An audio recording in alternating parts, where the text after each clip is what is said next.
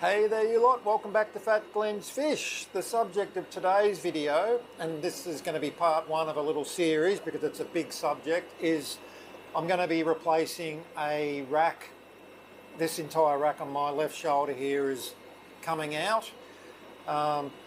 This was put in back in 2012-ish, so we're coming up on 14, 15 years worth of life, and it's still got a lot going for it, but unfortunately there was a mistake or two made, one at the point of building and one later on by myself with what I put on top of the thing.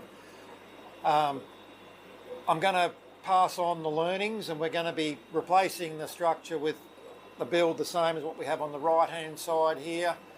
I'm going to talk you through the learnings I've gained over 20 odd years, and I'm going to go through the process of what we need to do to build a whole new rack in a fish room. It's a big topic, so hence we're going to do it in a few bites, and I'm hoping to get this job completed over the next couple of weeks. So if that sounds like something you're interested in, settle in for a bevy, and we'll talk on the other side. See you soon.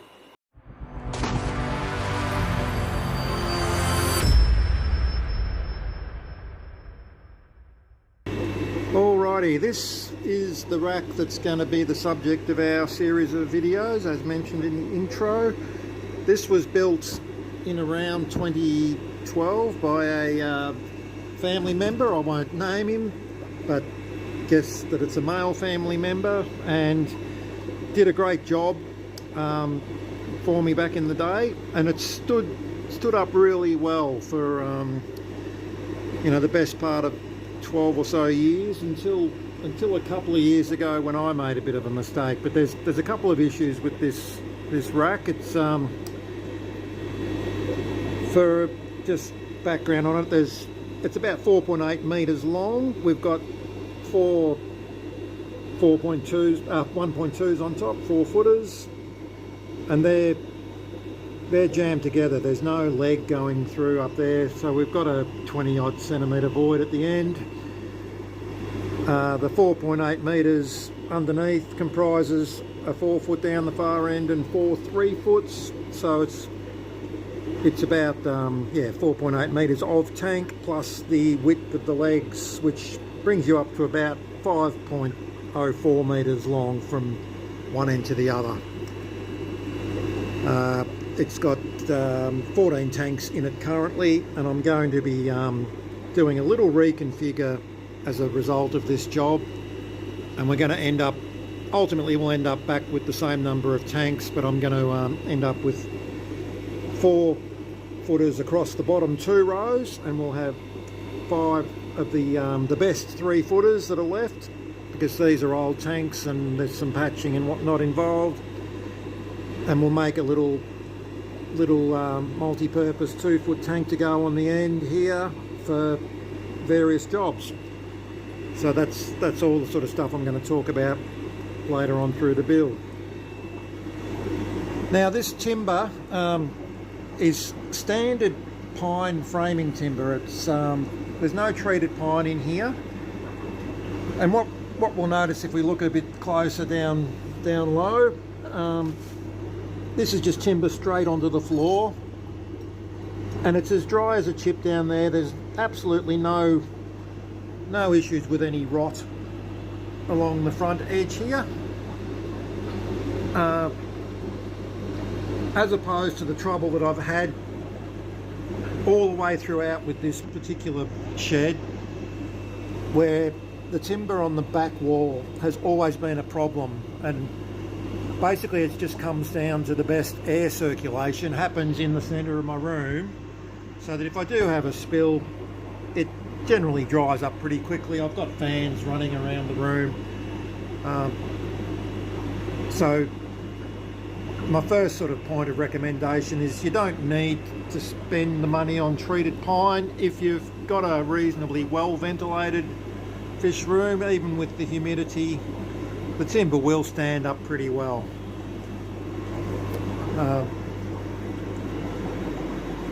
I'll go down to the end now and we'll walk back the other way, and I'm going to demonstrate where things have gone south in this rack. So if we start with a spirit level on the end, we can see that from top to bottom it's relatively straight, and that's because this first corner we've got a very strong start to our rack. This is form ply on the end shelf. That's about 1.1 metres of form ply screwed into the legs, so there's, you know, that's not going anywhere. That's as solid as a rock. And it's got the same form ply on the other end. So the ends of the rack aren't the issue, but as we start to come down, we start to see that some of these tanks are not sitting straight in the rack anymore. We've got a bit of rolling where the tanks have leaned back into the shelf, and that's all because of what's happened at this point of the build. Now this was a problem that was a day one thing when this rack was built, and unfortunately what ended up happening is the horizontal rails from this point, from this leg back, covers the 3 tanks, and then the last 2 tanks, this is another piece of timber from this point on. But where things went wrong is that all the joints are on this one set of legs, both front and back, and that could have been easily mitigated by doing a little bit of alternation, so that maybe the joints on this centre row were over here instead of on this one, and doing the same thing on the back row. Now that didn't necessarily surface until 2 or 3 years ago, when I made my mistake. I used to have a series of 4-footers on top, and I got the option of getting a couple of bigger tanks made. I wanted some longer tanks for a couple of projects, and I had a very dear friend who's no longer with us, sadly, who cut me some glass, and these 2 tanks here are what he cut the glass for. These are 1.85 long, and I said I wasn't too worried about the length, because this man uses reclaimed glass, and I sort of said, you know, if you, depending on what size you've got, it can be a bit longer. So he did that for me, which was great, but for whatever reason he went a bit loose on the details with the width, and so he's made them 50 centimetres tall and 50 centimetres into the shelf. So they're a beautiful big tank, but the problem was that this shelf was pre-existing at the 45 centimetres, and so I ended up putting them up here on top, having them hang out that 3 or 4 centimetres, and sort of thinking, well, the weight should be distributed, but unfortunately that weak joint there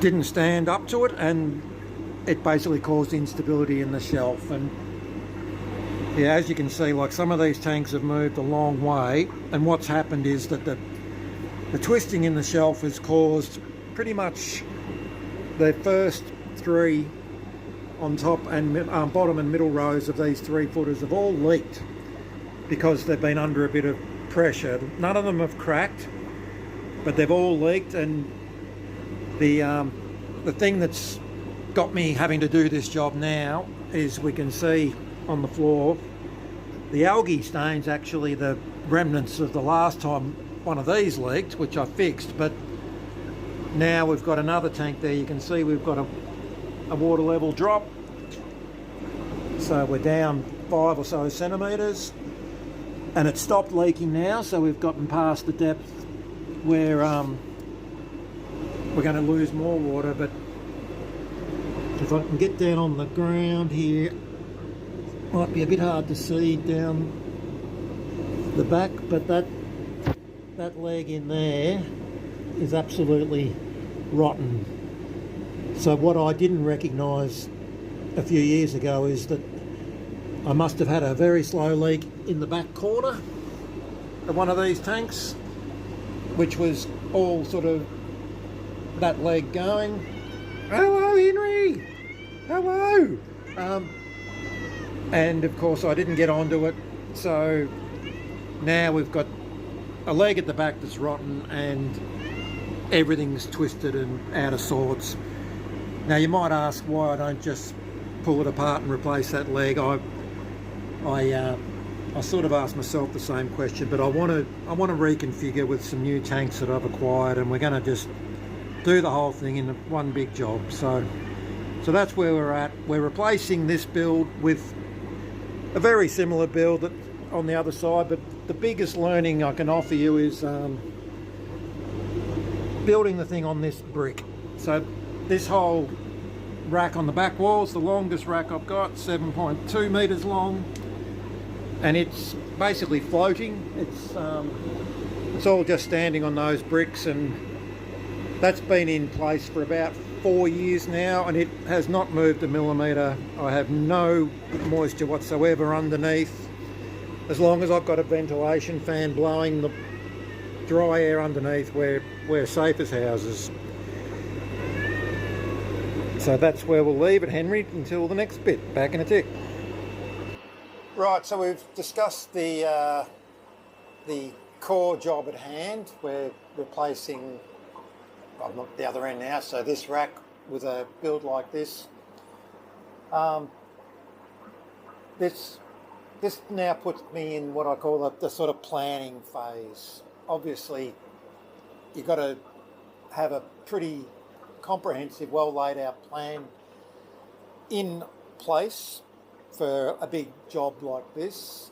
I'm going to have to rehouse all these fish around my room for the duration of the build, and that's obviously a hell of a thing to undertake. And what we want to do is minimise the time in which these fish are going to be crammed somewhere, because that's going to be stressful for those fish, and if I'm poking them in other groups, chances are breeding is going to stop, so there's loss of sort of revenue and option and productivity there. So really want to be organised, and this kind of concept, I guess, goes with any big aspect of a job that you're going to do. You want to work out what I would call the rate determining step. So I'll give you the example. If you're if you're cooking spaghetti at night time, there's no point sort of getting your spaghetti sauce all ready and then getting to the end of that and realising that you forgot to put on a pot of water, and then you're waiting half an hour for water to boil and pasta to cook. So in my case here, one of the big things that's going to hold me up is procurement of all the stuff I'm going to need to do this job. I've got to get a whole lot of timber, I've got to get plumbing fittings, I've got to get polystyrene sheeting. I'm going to be rebuilding this rack, in totality. And the last thing you want is to not be organised with that. And it's especially so in my situation because I'm visually impaired. I do not drive, right? So I can't just get into a job and think, oh crap, I need some more screws, I need a drill bit, I need a this or that or the other. So the first part of my build is going to be organising all the materials. Now I'm not I don't need to draw this rack out on a bit of paper to know what I want to buy. I've sort of mulled it over a million times in my mind, so I know roughly the the materials I need in terms of the wood, and it's just a matter of buying the lengths you need that will give you that little bit of overrun so that you can pick the best ends and so on and so forth. I know the screws that I need. The plumbing I've done all before. I'm pretty well aware, but I'm gonna basically set up tonight and do my shopping. Plumbing will come from one website. Dural Irrigation is where I typically go. They're about as cheap as I can find for all the fittings, and they will deliver to my door.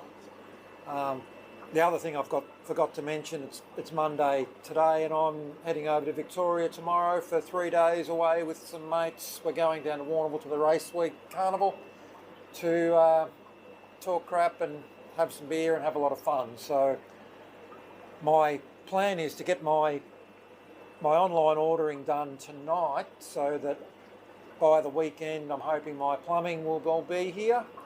I don't necessarily need the plumbing for the weekend. I probably need the plumbing for early next week. So if it doesn't get here by Friday but gets here Monday, I'm still good. But what I will be doing is placing an online order for a click and collect for all my timbers and whatnot from Bunnings. And I'm going to take the opportunity to get them to do a little bit of cutting for me. I can do the all the framing timber myself, that's easy enough, but we're going to be buying some of the melamine sheeting that goes under our tanks, and I believe that Bunnings will cut those pieces to the dimensions I need within reason. I'm not getting a million cuts done, but I'll get a 2400mm sheet cut into two 1200mm halves, which is going to go straight into the rack, and with the tools they have at their disposal, we should be nice and square and precise. So that's what I'm aiming to do. Also, this form ply on the end, I need a piece cut off either end, and that's something with my eyesight and my toolkit and whatnot is bloody hard work. So we're going to get Bunnings to do a bit of the work for me, and then that for me is the rate determining step. Getting the shopping done and knowing that all my materials are going to be available next weekend, and then I'll hook up a good mate that'll take me out with his van and we'll pick all that up, and hopefully I've got everything on site ready to go. So that'll have me situated on Saturday when I get back to start decanting my fish into other tanks. I'll keep all my sponge filters hopefully running in these tanks so that everything's live and ready to get back online as quickly as possible when I rebuild, refill and repopulate my tanks. I'm desperately hoping that with a run at it and no mishaps, that it'll be all tanks out and the tanks that I'm going to replace back in a couple of days, and we'll see how that all goes. I'll cut in now. We'll go and I'll show you some of the stuff that I'm buying from Bunnings, and maybe I'll talk a bit about that next. All right, so since the last little bit of footage, things went a bit not to plan. I spent some time on that Monday night trying to collate my order with Bunnings online store, my local store. And I had trouble sort of understanding what was going on because it was putting some of the things I was trying to pick up as a click and collect and setting some as delivery only. And it got a bit hard on me. I was up late and it didn't work out. So I thought, bugger it, I'll just do it when I get back from the boys' weekend. We got back from the boys' weekend, and as you can hear, I'm now sounding a bit rubbish because I've managed to pick up a lurgy, as you do sometimes travelling on planes. So I'm a week behind schedule, but I'm not going to sweat on what I can't control. We're waiting on this order to come today. I placed this a couple of days ago now, and I've ended up going for complete delivery of everything. As I mentioned earlier, I don't drive, so now I don't have to worry. It's coming to me, which is a big win. It's $125 it's cost me for that service, which you might think is a big deal. But that's my time back in my pocket, and I'm not having to sort of organise with friends to borrow vehicles and their time, and a favour in lieu of that. So quite happy with the outcome. We'll run down now what I've ordered and the benefits of that have come with the order I've placed. The first one, this is the most important part of the structure I'm going to do. There's 6 sheets of form ply. This is what's going to give the whole new rack the strength that it needs to stand up for the next 15 to 20 years and hopefully see me through my window of fish keeping. And one of the things that I was able to get organised at Bunnings, I did have to go back into store after placing the online order to communicate this because I couldn't find a way to do it within the order, even though the guys at the trade desk did tell me you could. Um, these sheets, 1800 by 1200, they're going to be standing on the 1200 length, standing vertically. 4 of the sheets are for the back wall of the tank. They're going to be in the middle of the rack. That rack, by the way, has got tanks on the other side of it, and we're going to. This is part of a 2-step process where we're going to redo that rack as well. So 4 pieces of 1800 by 1200 stood on their end along the back wall, creates 4.8 meters long. The other 2 pieces are for the ends of the rack, and Bunnings have kindly cut those down for me. So they'll be 1800 by 1075, giving me a 125 mil offcut off each of 2 pieces, which will add along the back wall. So we'll have 4 by 8 across the back wall plus the 2 12.5 centimetre offcuts. That brings us up to about 5 meters 05 along the back wall. And that's going to be a super secure, strong build, and with their tools, they'll be able to cut that straight for me and precisely, which is just something above my pay grade with my eyesight and crappy tools and no workbench. So, and that's a free service, by the way. There's no charge on that, so keep that in mind if you're doing a build like this. I bought a new tape measure because my old one's got a couple of buckles in it and the little hook on the end's getting a bit sloppy. I want to obviously be measuring fairly precisely on the job that I'm about to do. I bought a new wood saw because my old saw's got a bit of rust on it and it's quite blunt, and at the price they run at, it's almost not worth getting them sharpened or dealt with anymore. It's just buy a new one. These screws, the 65 mil long, are the screws I'm going to use to join the rails to the legs. So this is main timber to timber for the structure. 65 mil long being enough to go through all the 35 mil timber and get me, 35 mil into the leg behind. Didn't need so many. The pack of 120 odd bucks, but that's going to be enough for the build, as I've calculated, as long as I don't drop too many and lose them. The next part is the melamine sheeting. 6 sheets of, and I've used Bunnings tools and skills to get 4 of these sheets are going to be cut in half. So 1200 by 445, and that will form the shelving on the bottom 2 rows of the build we're going to do, which is going to be 4-foot tanks. And yeah, why not use their big tools and get nice square cuts and precise cuts, and that's my time and effort saved at time of assembly. The other 2 sheets are intact. They'll go on top of the build, 4.8 meters of the top shelf cupboard, and I'm going to salvage a piece out of the current existing build.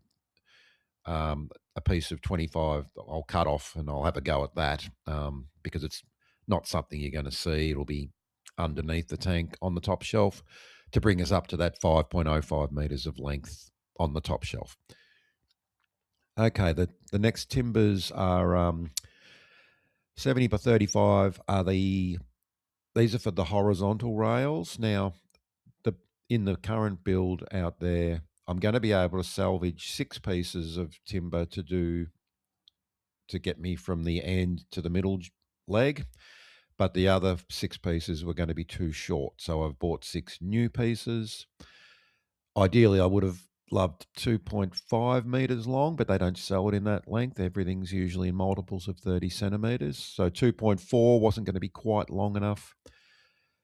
Sometimes they'll sell 2.7s, but in this case, I've had to buy 3 meters. So I'm going to be cutting off 50 odd centimeters of timber on these 6, which is a little bit wasteful, but it's still, I'll put those bits of timber out into the pile of crap under the house and they might get used in something else one day. These two 4.8 meter lengths of 90 by 45, these are going to be used for legs in the middle part of the build. So from the brick up to the top shelf, I need 6 legs at about $1.55 m, and this worked out to be the most economical way to get that. Each 4.8 meter length is going to give me three legs, and I'll end up with maybe 15 centimeters of waste. So that worked out better than a couple of the other sizing options. So it's worth looking into that. I think it saved me $10, which is it's paid for that panel saw. The last bit of timbers are 3.6 by 9 by 90 by 35. These are going to form the 4 corner legs. These will be screwed into the melamine at each end. So that's why I've only gone 35 mil wide. Thick, they're not carrying as much load as the legs in the middle of the structure. So 10 mil I can get back. Plus, they're going to be screwed into the melamine, so they're going to gain strength that the other legs don't get anyway. And yeah, 3.6 meter length worked out perfect. Cut them in half. I've got my 4 corner legs at 1.8 meters ready to go. One cut. I've bought a couple of tubes of silicon because we've got a couple of tanks that I've salvaged. I'll show you those in the next video probably. The work that's going to go into getting them prepared to go into our new build. We bought some paint roller covers.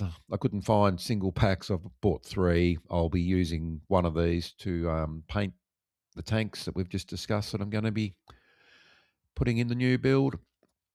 And the last thing is this other box of screws. Now, this is a more expensive box. The one up the top was $20 for 100. This is 500 for twice the price, but you're getting 5 times the number of screws. And I've bought more of these.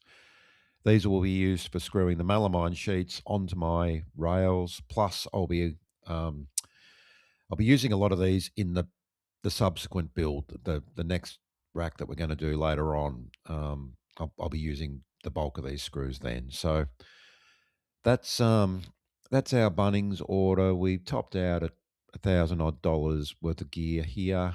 I was hoping to buy this with Afterpay to spread the payments out, but I couldn't get that to work for me on the day. So a little bit problematic, but this stuff's due today and delivered to my door. So happy with that. All right, so that's about where I'm up to as of sort of lunchtime on Tuesday. I'm thinking it might be a good place to leave off. I can show you buying plumbing online as well, which is more of the same of what we've just looked at with the Bunnings thing. Truth be known, I didn't get organised in time to get from my normal source, so I'm going to end up paying a little bit more to buy local to keep me on track and on target, hopefully. About to go back to work for 3 days. It looks like Saturday will be all in on the job, the next tranche, and we'll be dealing with some carpentry, and we've got to start emptying out tanks, and all the grunt work's going to begin soon. hopefully you've enjoyed what you've seen so far, and I reckon there'll be a couple more episodes to come in this little series. It's going to be a bit to go through. So thanks for watching, and I'll see you in the next one.